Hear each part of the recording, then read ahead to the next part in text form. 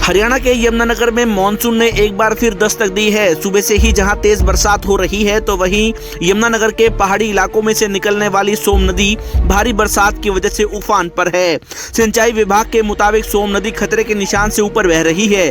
पानी का बहाव तेज होने से नदी का तटबंध भी टूट गया है, जिसके बाद 2 दर्जन के करीब गाँव पानी की चपेट में आ गए हैं। पहाड़ों पर हो रही बरसात का असर मैदानी इलाकों पर भी दिखाई दे रहा है। बरसाती नदियां उफान पर हैं। यमुनानगर में सोम नदी उफान पर आ गई है, जिसके बाद क्षेत्र में बाढ़ जैसे हालात पैदा हो गए हैं। रविवार सुबह से ही जिले में बरसात शुरू हो गई थी, तो वहीं पहाड़ों से निकलने वाली सोम नदी इस समय उफान पर है। सिंचाई विभाग के सुपरिटेंडेंट इंजीनियर RS मित्तल ने बताया कि सोम नदी खतरे के निशान से ऊपर बह रही है। उन्होंने बताया कि जहां सोम नदी का खतरे का निशान 10,000 क्यूसिक पानी है, तो फिलहाल सोम नदी 22,000 क्यूसिक पानी पर बह रही है, जिसके बाद बाढ़ का खतरा बना रहता है। उन्होंने कहा कि सिंचाई विभाग के अधिकारी मौके पर पहुंचकर पानी निकासी का प्रबंध में जुड़ गए हैं।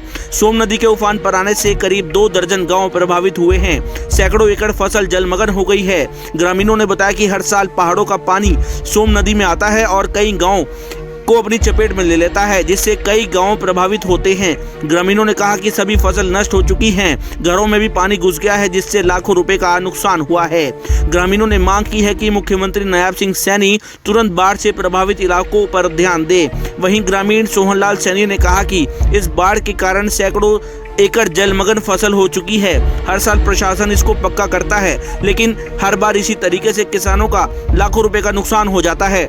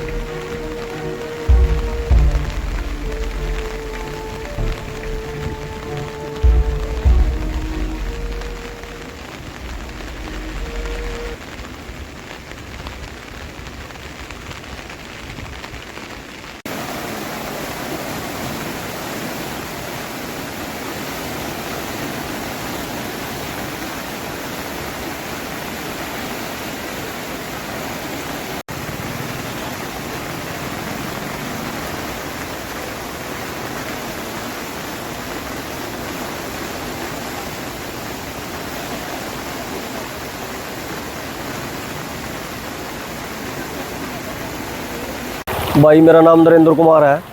कितना बताऊँ, बची कुछ नहीं इसमें तो। ये तो सारा ही करीब हुआ है, साल हुआ भाई। ऐसा है कुछ तो पहाड़ी इलाके में बरसात हुई रात कल की रही, कुछ ही है रही रात की।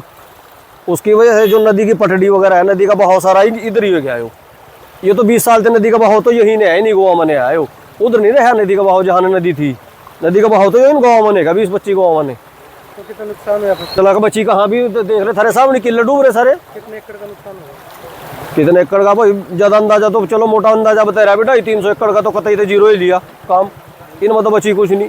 लोगों के जो से पॉपुलर थे बेचारे के लए, कोई छोटा भी था कोई बड़ा भी था, किसी के 100 पेड्डे भी थे 50 के, सारे पटपुट लिए।